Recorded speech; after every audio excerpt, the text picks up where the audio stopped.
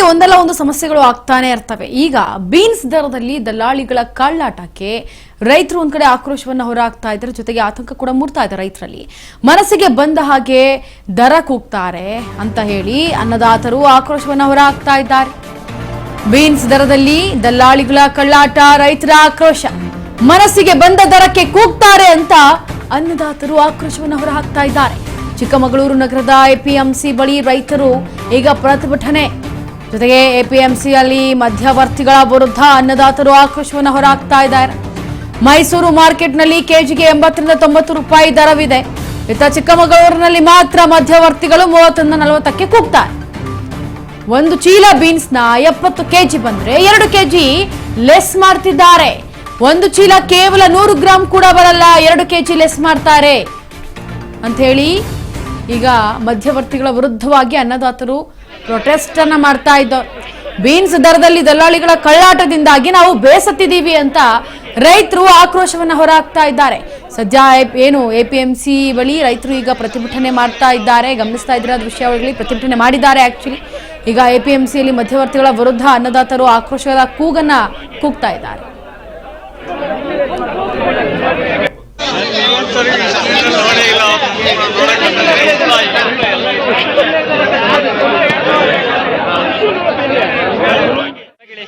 ನಮ್ಮ ಇವತ್ತು ಚಿಕ್ಕಮಗಳೂರಲ್ಲಿ APMC market ಅಲ್ಲಿ ದೌರ್ಜನ್ಯ ನಡೀತಿದೆ.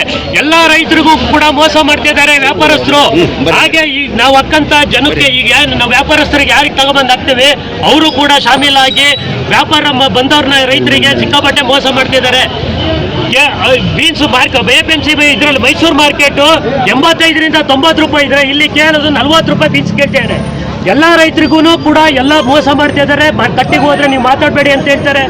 ಎಲ್ಲದಕ್ಕೂ ಈ ರೈತರು ಯಾವತ್ತು ಯಾರು ಕೇಳಲಿಲ್ದಂಗ ಆದ ಸ್ಥಿತಿಲಿ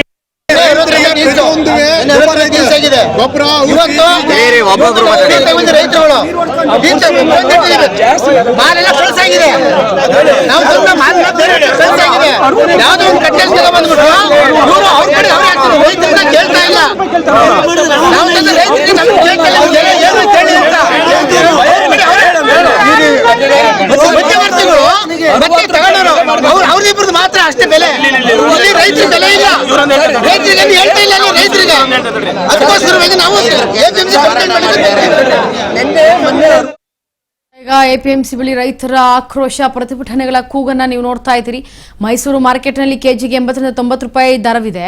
ಚಿಕ್ಕಮಗಳೂರಿನಲ್ಲಿ ಮಾತ್ರ ಮಧ್ಯವರ್ತಿಗಳಿಂದ 30 ರಿಂದ 40ಕ್ಕೆ ಕೂಗ್ತಾರೆ. ನಮಗೆ ಬಹಳ ಬೇಸತ್ತು ಹೋಗ್ಬಿಟ್ಟಿದ್ದೀವಿ ಇದರಿಂದ. ಜೊತೆಗೆ ಒಂದು ಚೀಲ ಬೀನ್ಸ್ನ 70 ಕೆಜಿ ಬಂದರೆ 2 ಕೆಜಿನ ಲೆಸ್ ಮಾಡ್ಕೊಳ್ಬಿಡ್ತಾರೆ. ಒಂದು ಚೀಲ ಕೇವಲ 100 ಗ್ರಾಂ ಕೂಡ ಬರಲ್ಲ, ಇನ್ನು 2 ಕೆಜಿ ಲೆಸ್ ಮಾಡ್ತಾರೆ ಇವರು. ಮಧ್ಯವರ್ತಿಗಳ ವಿರುದ್ಧ ಈಗ ಅನ್ನದಾತರು ಆಕ್ರೋಶದ ಕೂಗನ್ನ ಕೂಗ್ತಾ ಇದ್ದಾರೆ.